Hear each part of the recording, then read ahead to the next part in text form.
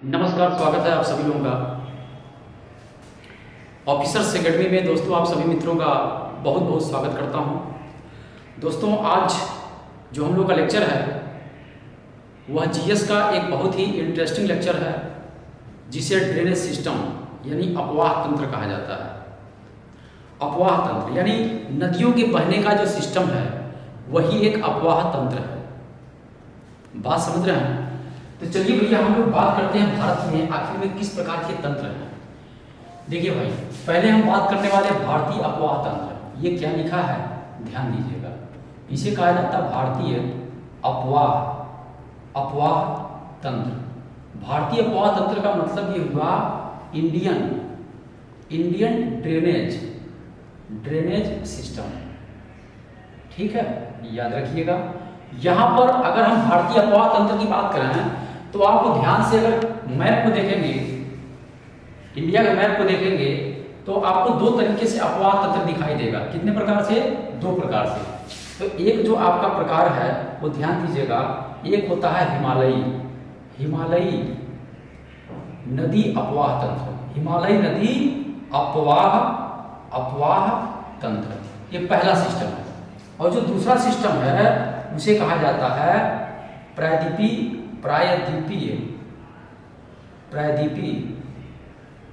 नदी तंत्र।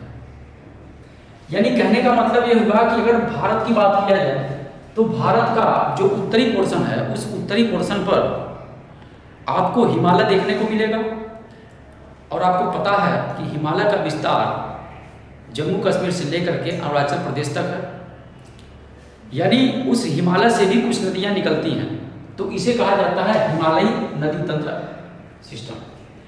और इसमें बहुत सारी नदियां हैं। जैसे इसके अंतर्गत आप देखेंगे तो इसमें 3 प्रकार का तंत्र आता है। एक आपका आता है सिंधु नदी तंत्र आता है। एक कौन सा आता है? तो आप कहना सिंधु नदी तंत्र आता है। दूसरा जो है वो आता है गंगा नदी तंत्र आता है। तीसरा बात करें तो वो है ब्रह्मपुत्र। कौन सा? ब्रह्मपुत्र नदी तंत्र है। ये जो 3 तंत्र है, तीनों के तीनों कौन से तंत्र के अंतर्गत आते हैं? तो आप कहना हिमालयी नदी तंत्र के अंतर्गत आते हैं। वहीं अगर प्रायद्वीपीय पठार यानी प्रायद्वीपीय नदी तंत्र की बात करें तो इसमें बहुत सारी नदियां क्रम से दक्षिण भारत में बहती हैं। यानी ये जो नदियां आपको यहाँ दिखाई दे रही हैं, ये सभी नदियां कहाँ बहती हैं? तो आप कहना दक्षिण भारत में। अब ये नदियां जब बहती हैं तो ये नदियां या तो अपना पानी अरब सागर में गिराएंगी, या तो ये पानी अपना अरब सागर में गिराएंगी, या ये अपना पानी बंगाल की खाड़ी में गिराएंगी। ये बात आप ध्यान रखिएगा। यहाँ पर हिमालयी नदी अपवाह तंत्र की बात करें तो यह भी या तो पानी बंगाल की खाड़ी में गिराएंगी। कहाँ पर गिराएंगी बच्चा? कहना बंगाल की खाड़ी में। या यही कहाँ गिराएंगी? तो कहना अरब सागर में पानी गिराती है। ये बात आप बढ़िया लीजिएगा, ठीक है। अब प्रायद्वीपीय नदी तंत्र के अंतर्गत बहुत सारी नदियां आती हैं, उसका एग्जाम्पल आप ले सकते हैं। जैसे आप सुने होंगे दामोदर नदी, ये है दामोदर नदी है। दामोदर नदी के बाद नाम आएगा किसका? स्वर्ण रेखा नदी का। इसके बाद जैसे महानदी का आप नाम सुने होंगे कभी। इसके बाद नाम आता है गोदावरी का, और इसके बाद नाम आता है इसका बच्चा कृष्णा का। इसके बाद क्रम से मैं अगर बात करूं प्रायद्वीपीय नदी तंत्र का, तो और देखिए ध्यान से, और है कावेरी नदी। कौन सी? कावेरी नदी है। और अगर हम बात करें तो कावेरी नदी के बाद नाम आता है ताम्रपर्णी नदी। ये जितना भी मैंने नदी लिखा है बच्चा, ये सभी की सभी नदियां अपना पानी कहाँ गिराती हैं? तो एक ही बात चिल्ला करके कहना, वो पानी कहाँ गिराती हैं? बंगाल की खाड़ी में। ये सभी की सभी नदियां पानी गिराती हैं बंगाल की खाड़ी में। और ये कैसी नदियां हैं? तो आप कहना ये सभी की सभी क्या हैं? प्रायद्वीपीय पठार से निकलने वाली नदियां हैं।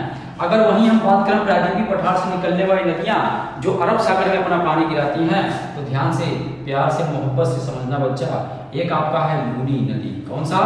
लूनी नदी है। लूनी नदी के नीचे आप देखोगे तो कौन सा है? वो है साबरमती नदी है बच्चा, साबरमती। उसके बाद बात किया जाए तो आपका माही नदी है, और माही नदी के बाद करेंगे आगे तो माही नदी के बाद है नर्मदा। और नर्मदा के नीचे आपको मिलेगा, नर्मदा के नीचे आपको मिलेगा कौन सा, ताप्ती नदी। कौन सा, ताप्ती नदी। और तो और बच्चा, और अभी कहानी ही समाप्त नहीं हुआ। ताप्ती नदी के नीचे आप आएंगे तब आपको यहाँ पर मिलेगा कौन सा, मांडवी नदी। और मांडवी के नीचे आप आएंगे तो आपको मिलेगा जुआरी। कौन सा, जुआरी नदी मिलेगा। इसी के नीचे अगर आप आएंगे जुआरी के नीचे तो आपको मिलेगा शरावती नदी। कौन सा, शरावती नदी। इसके नीचे और आएंगे तो आपको मिलेगा कौन सा, पेन्नार। कौन सा, पेरियार। ये है पेरियार नदी। तो ये सभी की सभी नदियां अगर बात करें तो पानी कहाँ गिराती हैं, तो बात याद रखना, यहाँ से लेकर के यहाँ तक ये पानी जो गिराती है कहाँ पर, तो कहना अरब सागर में। कहाँ पर, ये अरब सागर में अपना पानी गिराती है।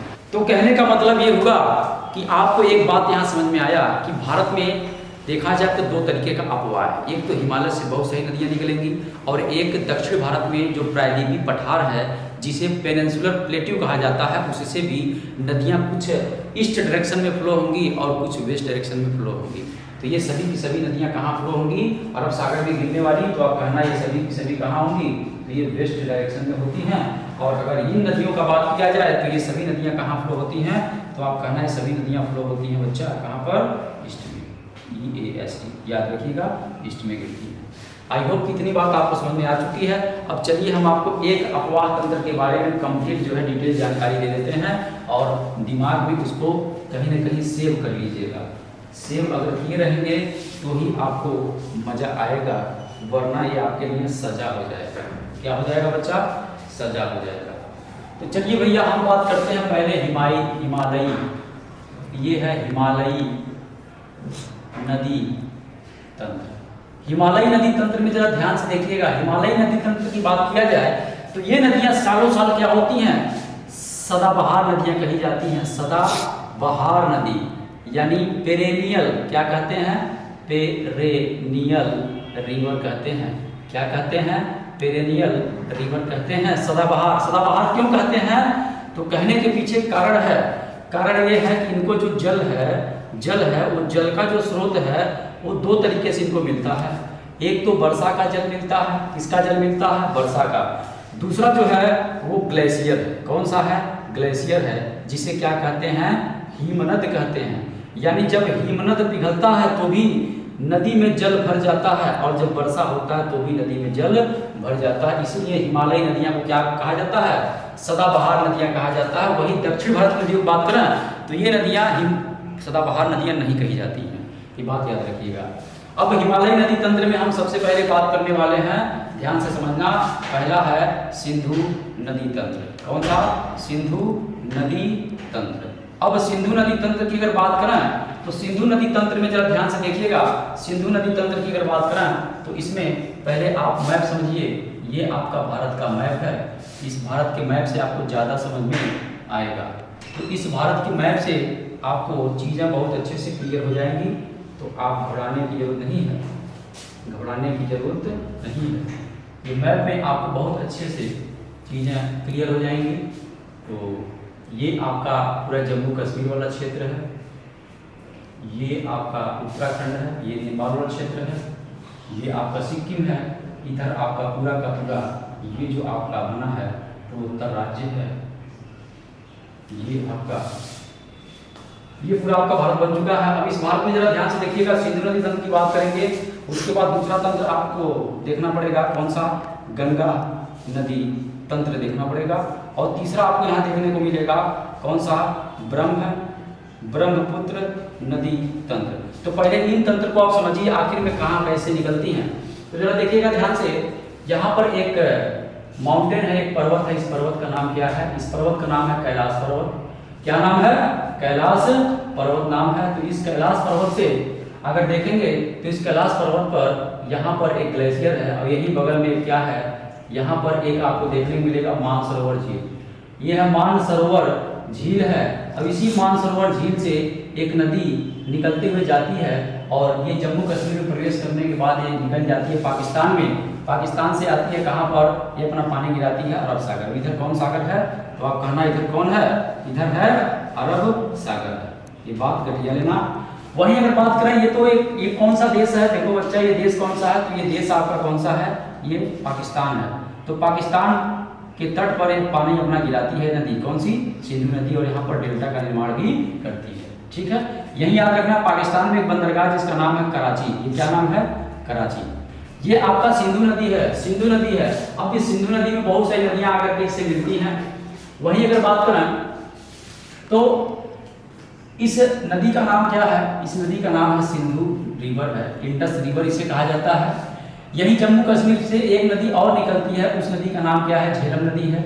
इस नदी का नाम क्या है? झेलम नदी है। और ये शेषनाग झील से निकलती है, यानी यहाँ पर एक झील है, उस झील का नाम क्या है? तो कहना शेषनाग झील है। इस शेषनाग झील से नदी निकलती है, इंडिया पाकिस्तान पे बॉर्डर पर कुछ दूर बहते हुए यह नदी आगे तरफ रुक जाती है। वहीं अगर बात करें तो यहाँ पर एक आपको दर्रा देखने को मिलेगा। इस दर्रे का नाम है बाड़लाचला दर्रा। ये हिमाचल प्रदेश में है और यहाँ से एक नदी निकलती है चिनाब। इस चिनाब नदी में ये नदी जो आपकी झेलम नदी है, झेलम नदी आकर के मिल जाती है। ध्यान से देखना, नहीं तो हवा नहीं लगेगा। यहाँ पर झेलम नदी के जस्ट नीचे नदी है चिनाब, CS से यहाँ मैंने चिनाब लिख दिया। यहीं पर एक दर्रा और हिमाचल प्रदेश में है, इसका नाम है रोहतांग दर्रा। और इस दर्रे से भी एक नदी ऐसे निकलती है और निकलती हुई जाती है, और ये नदी मिल जाती है किससे मिल जाती है? तो आप कहना ये जाके मिल जाती है चिनाब से। ठीक है, चिनाब से ये नदी मिल जाती है। कौन नदी? रावी नदी। ये है रावी नदी। उसके बाद बच्चा ध्यान से समझना है, यहीं पर एक झील और है जिसका नाम है राकस। क्या नाम है? राकस ताल है। इस राकस ताल से भी एक नदी ऐसे बहते हुए आती है। हिमाचल प्रदेश में प्रवेश करने के बाद पंजाब होते हुए नदी पहुंच जाती है कहाँ पर? ये जाती है, मिल जाती है सिंधु से। और इस सिंधु से कहाँ मिलती है? तो कहना ये मिलती है मिठानकोट पर। कहाँ पर मिलती है? तो कहना मिठानकोट पे मिलती है। मिठानकोट कहाँ है? तो कहना पाकिस्तान में है। बहुत ध्यान से समझना। उसके बाद ये जो चिनाब नदी है आकर के मिल जाती है किससे बच्चा? तो ये आकर के मिलती है इस नदी से। और ये नदी कौन सी है? तो ये नदी कोई और नहीं बल्कि कौन है? ये सतलज नदी है। ये है सतलज नदी है। अब ध्यान से समझना, यहीं पर अगर देखा जाए हिमाचल प्रदेश में एक कुंड है जिसका नाम है ब्यास कुंड। इस ब्यास कुंड से एक नदी ऐसे आती है और पंजाब में जाकर के मिल जाती है, और इस नदी का नाम क्या है? ब्यास नदी है। ब्यास नदी है। यानी आपको यहाँ पर एक चीज समझ में आया कि सिंधु नदी की बात करें तो सिंधु नदी के नीचे कितनी आकर के नदियां मिली? तो सिंधु नदी के नीचे आकर के कितनी नदियां आकर के मिली? यहाँ ध्यान से समझिएगा, इधर आप लिख चुके होंगे तो यहाँ पर ध्यान रखिएगा। इसके नीचे मैं आपको बता रहा हूँ, सिंधु नदी तंत्र की चूंकि बात हो रही है तो यहाँ पर देखो बच्चा, ये आपका है कौन सा? सिंधु नदी है। तो सिंधु नदी के जस्ट नीचे कौन नदी है? तो आप कहना झेलम नदी है। ये झेलम है। ये कहाँ से निकल रही है? तो शेषनाग झील से निकल रही है। ये आपकी है झेलम नदी। झेलम नदी के जस्ट नीचे आप आएंगे तो कौन सा नदी आपको मिलेगा? चिनाब मिलेगा। तो चिनाब आप फटाक से यहाँ पर नोट कर लीजिए, ये है चिनाब नदी। चिनाब के जस्ट नीचे आप आएंगे तो क्या मिलेगा? रावी मिलेगा। तो ये आपके पास क्या हो गया? रावी नदी हो गई। कौन सी नदी हो गई बच्चा? ये हो गई रावी। और रावी के नीचे ध्यान से देखिए, उसके बाद क्या मिलेगा? ब्यास मिलेगा। ब्यास नदी, और ब्यास के नीचे क्या मिलेगा? तो सतलज नदी मिलेगा। अब इन सभी नदियों को कहा जाता है सिंधु नदी तंत्र। यानी इस सिंधु नदी तंत्र में जो सिंधु नदी है यह सबसे लंबी नदी है। और इस नदी की अगर बात करें तो इसकी जो टोटल लंबाई है 2880 किलोमीटर। कितना है? 2880 किलोमीटर इसकी कुल लंबाई है। यानी जहां से निकलती है और जहां पे गिरती है यहां तक की कुल इसकी जो लंबाई है वो टोटल 2880 किलोमीटर माना जाता है। और इसी की ये सब सहायक नदियां हैं, जिसे सिंधु नदी तंत्र के नाम से जाना जाता है। अब सहायक नदियों जरा देखिए कौन कौन सी है। एक यहाँ पर हुआ, दूसरा हुआ, तीसरा हुआ, चौथा हुआ, पांचवा हुआ। कितनी नदियां हुई? 5 नदियां। इन्हीं 5 नदियों को क्या कहा जाता है? इन्हीं 5 नदियों को कहते हैं पंचनद। इनको कहते हैं पंचनद कहा जाता है। बात आप गठिया लेना। इन्हीं पंचनद, यही 5 नदियां जो है पंजाब क्षेत्र में बहती हैं। ठीक है, यही कारण है कि इसका नाम क्या पड़ा है? पंजाब। अब देखिए बच्चा, यहाँ पर झेलम है, चिनाब है, रावी है, ब्यास है, सतलज है। ये सभी जो नदियां हैं ये प्राचीन काल से बहते हुए आ रही हैं, अर्थात हिमालय के उत्थान से पहले, क्योंकि यहाँ पर हिमालय है। इस हिमालय के उत्थान से पहले नदियां बह रही हैं, जिसके वजह से इनका कुछ प्राचीन नाम भी हुआ करता था। तो याद रखना BAP, याद रखने का तरीका है BAP क्या? BS। BAP बाप BS अगर आप याद करेंगे तो आपको पूरा याद हो जाएगा। जैसे झेलम नदी का नाम पुराना क्या है? तो आप कहना वितस्ता। उसके बाद चिनाब नदी की अगर हम बात करें तो चिनाब का जो है वो है, ये है अस्किनी नदी। क्या नाम है? अस्किनी है, याद रखना ये नदी का नाम है अस्किनी। और वहीं रावी की जो बात करें तो इसका नाम परुसरी है। क्या नाम है? परुसरी है, इसका नाम है परुसरी। किसका नाम है? तो ये है रावी का। वहीं अगर ब्यास की बात करें तो ब्यास का जो नाम है वो क्या है? बिपाशा। बिपाशा इसका नाम है, प्राचीन नाम। वहीं सतलज की बात करें तो इसकी जो नाम है, इसका नाम है सुतुद्री। क्या नाम है? सुतुद्री नाम है। तो ये आपके क्या हो गए? प्राचीन नाम हो गए इन नदियों का। और प्राचीन नाम बहुत ज़्यादा पेपर में देखने को मिलता है, तो इसको विशेष रूप से आप यहाँ पर ध्यान दीजिएगा।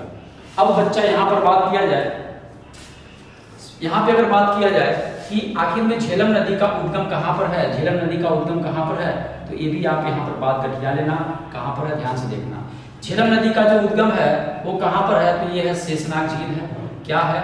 शेषनाग झील। और शेषनाग झील कहाँ पर है? तो आप कहना JNK में। JNK का मतलब यहाँ पे होता है जम्मू एंड कश्मीर। वहीं पे अगर बात करें हम चिनाब नदी का उद्गम क्या है, तो चिनाब नदी का उद्गम जो है एक बड़ा लाचला दर्रा है। और ये कहाँ पर है? तो ये हिमाचल प्रदेश में है। ये है बड़ा लाचला दर्रा। ये बड़ा लाचला दर्रा से उद्गम होता है और ये हिमाचल प्रदेश में स्थित है। यहीं पर अगर हम बात करें रावी का, तो रावी नदी का जो उद्गम है वो कहाँ से है? रोहतांग दर्रा है। तो रोहतांग से रावी याद रखिएगा, ये है रोहतांग, ये है रोहतांग दर्रा। ठीक है, रोहतांग दर्रा। और ये भी पड़ता है हिमाचल प्रदेश में। वहीं अगर हम बात करें किसका? ब्यास का, तो ब्यास जो है ये कहाँ से निकलती है? तो ये कहना ब्यास कुंड से। कहाँ से?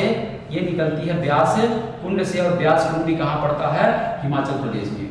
वहीं अगर हम बात करें सतलज नदी का, तो सतलज नदी देखिए बच्चा यहाँ पर आपको साफ साफ दिख रहा है, बहुत ही अच्छे से दिखाई दे रहा है।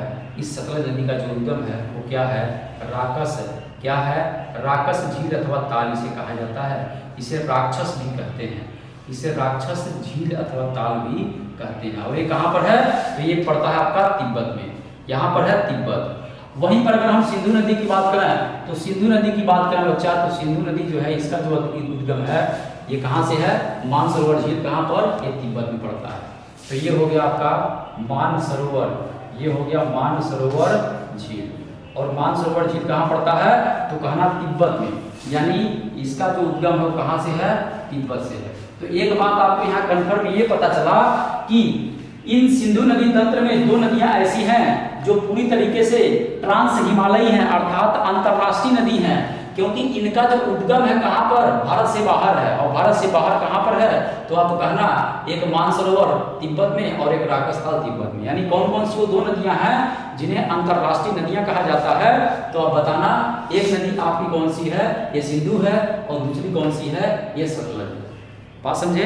अब ध्यान रखना, यहाँ पर एक बात और आपसे पूछेगा, यहाँ पर जो सिंधु नदी है, सिंधु नदी सबसे पहले भारत में किस स्थान पर एंट्री मारती है? तो आप इसका आंसर देना दमचौक। कौन सा स्थान है? ये है दमचौक। तो दमचौक ये भारत का स्थान है।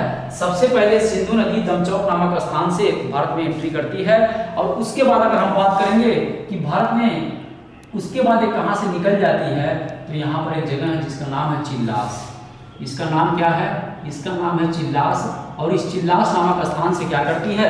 ये पाकिस्तान में प्रवेश कर जाती है। अगली बात आपको यहाँ ये जानना है कि सिंधु नदी जो है दो पर्वत श्रेणियों के बीच बहती है। यह दो पर्वत श्रेणियों के बीच बहती है। एक पर्वत श्रेणी जो है लद्दाख है, ऊपर वाला क्या है? लद्दाख है। और नीचे वाला क्या है? जास्कर है। यानी अगर आपसे सवाल करे कि सिंधु नदी किन दो पर्वत श्रेणियों के बीच बहती है, तो आप कहना कि एक है लद्दाख और दूसरा है जास्कर। बताइए याद रहेगा कि नहीं याद रहेगा बच्चा? देखो बच्चा, यहाँ पर ये लद्दाख पर्वत श्रेणी हो गया, ये झेलम हो गया, ये आपका जास्कर हो गया। अब यहाँ पर ध्यान देना कि जो सिंधु नदी तंत्र है, इस सिंधु नदी के दाएं तट पर यहाँ पर एक शहर है जिसका नाम है क्या? लेह है। लेह है। तो आपसे क्वेश्चन ये भी पूछता है कि लेह जो है सिंधु नदी के किस तट पर बसा हुआ है? तो आप कहना लेह जो है सिंधु नदी के दाएं तट पर बसा हुआ है। और यह क्या है? लद्दाख की राजधानी भी है। याद रखना किसकी राजधानी है? ये राजधानी है बच्चा, ये राजधानी है किसकी? तो कहना लद्दाख केंद्र शासित प्रदेश की ये राजधानी है। अब देखो बच्चों, यहाँ पर आपका हिमालय है, ऐसे हिमालय है। तो हिमालय जब है तो हिमालय को हम इस तरीके से आपको पर्वत के रूप में बना करके दिखाते हैं। ये आपका पर्वत है, ये पर्वत कोई और नहीं बल्कि यहाँ पर हिमालय है। यहाँ पर हिमालय है, तो देखो बचवा होता क्या है, ये मैंने नाम दे दिया हिमालय। हिमालय है, जब यहाँ से दक्षिण पश्चिम मानसून जाता है, दक्षिण पश्चिम मानसून यहाँ से क्या होता है, एक मानसून जाता है जिसका नाम है दक्षिण पश्चिम, जिसे कहा जाता है साउथ वेस्ट मानसून। और साउथ वेस्ट मानसून जाता है तो एक शाखा इसकी टकरा करके अरब सागर में चली जाती है, और एक शाखा इसकी टकरा करके कहाँ चली जाती है, ये चली जाती है बंगाल की खाड़ी में। और यहाँ पर गारो, खासी, जयंतिया 3 पहाड़ियाँ हैं, ये गारो है, ये खासी है, ये जयंतिया है।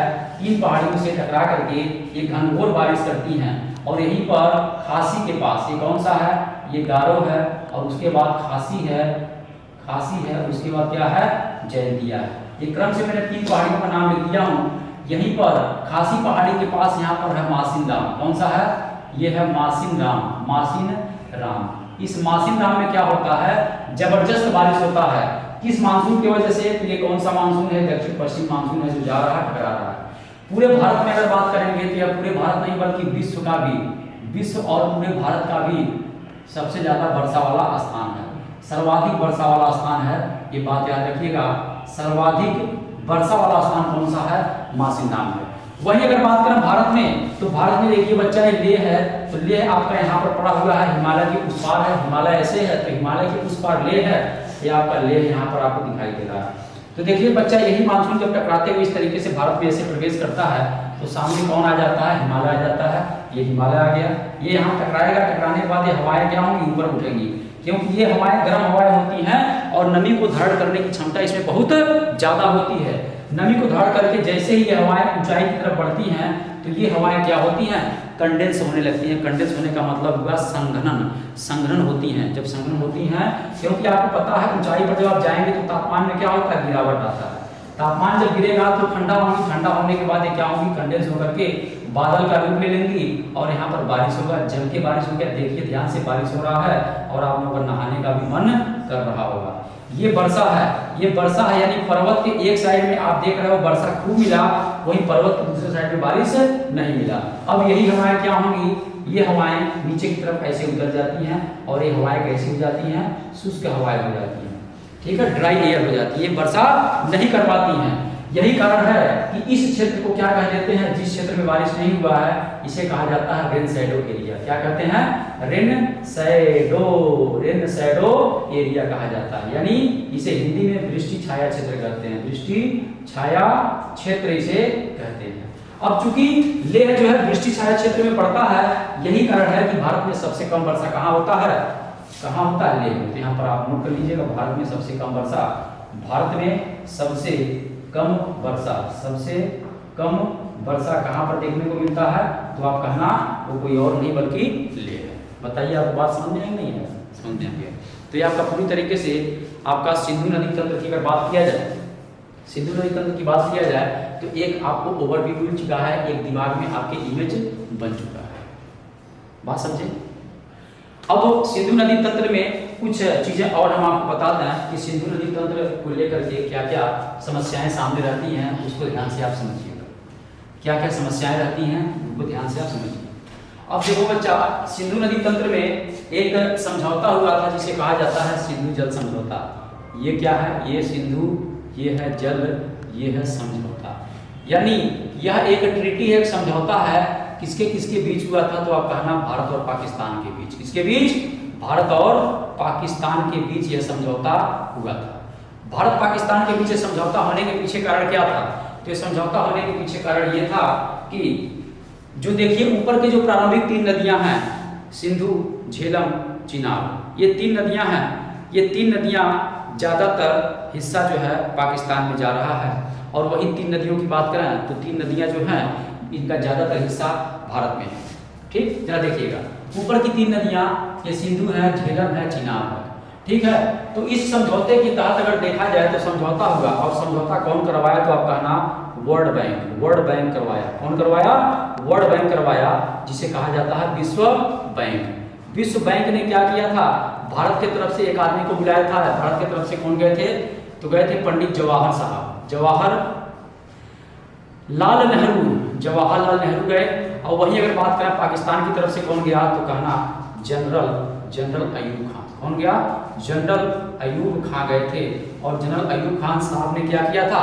इस संधि पे साइन किया था और भारत की तरफ से पंडित जवाहरलाल नेहरू ने साइन किया था। ठीक है, तो ये कहाँ से गए थे? ये इंडिया से गए थे और ये कहाँ से गए थे? ये पाकिस्तान से गए थे। दोनों ने क्या किया? समझौते पर क्या किया? साइन किया। अब समझौते पे साइन तो कर दिया, अब जब साइन किया समझौते पर तो उस समझौते के तहत घटनाएं क्या क्या घटित हुई, जरा ध्यान दीजिएगा। घटनाएं ये घटित हुई, इस समझौता में ये तय किया गया, इस समझौता में ये तय किया गया कि ऊपर की जो 3 नदियां हैं, कौन सा 3 नदियां, जरा ध्यान दीजिएगा। पहला ऊपर का है सिंधु और उसके बाद है झेलम और झेलम के बाद कौन सा है? चिनाब। सिंधु, झेलम, चिनाब, इन 3 नदियों के पानी का 80% हिस्सा कौन इस्तेमाल करेगा? तो वो करेगा पाकिस्तान। वहीं दूसरी समझौता ये हुई कि इन 3 नदियों का 20% पानी कौन इस्तेमाल करेगा? इंडिया करेगा। ये पहला समझौता होगा। दूसरा समझौता देखिए इन 3 नदियों के लिए क्या होगा, यानी रावी, ब्यास, सतलज के लिए। तो देखिए चौथा है, पांचवा है, छठवां है। ये है रावी और इसके बाद है ब्यास और ब्यास के बाद क्या है? ये है सतलज। तो रावी, ब्यास, सतलज के लिए ये तय हुआ कि 80% हिस्सा जो है कौन यूज करेगा? इंडिया यूज करेगा। और वहीं अगर बात करें 20% हिस्सा, तो 20% हिस्सा कौन इस्तेमाल करेगा? पाकिस्तान इस्तेमाल करेगा। तो एक बात यहाँ पे गठिया लीजिएगा, जब भी भारत इन 3 नदियों पे कोई डैम बनाता है, सिंधु, झेलम, चिनाब पर, तो हमेशा वो कैसा होता है? डिस्प्यूटेड होता है, यानी विवादित होता है। वो विवादित होता है, बात आप गठिया लेना, विवादित होता है ना, विवाद में फंस जाता है। तो इस पर जितनी भी परियोजनाएं हैं, उन परियोजनाओं को मैं बता दे रहा हूँ, याद रखना। उन परियोजनाओं को मैं बता दे रहा हूँ कौन कौन सी विवादित परियोजना है। ठीक है, विवादित परियोजना कौन कौन सी है, तो उन सभी परियोजनाओं को आप बहुत ही ध्यान से, प्यार से आप समझ लेना। ठीक है, नहीं तो सब चौपट हो जाएगा। चलो बच्चा, पहले हम बात करते हैं। देखो बच्चा, एक है आपका विवादित परियोजना, ऊपर है, ये है विवादित परियोजना। ठीक है, ये विवादित परियोजना है। एक आपका है नीमो, एक आपका नीमो बजागो परियोजना है। कौन सा? नीमो बजागो परियोजना है। ये किस पर है? तो आप कहना सिंधु नदी पर है। किस पर है? सिंधु नदी पर है। वहीं अगर बात किया जाए उरी परियोजना, कौन सी?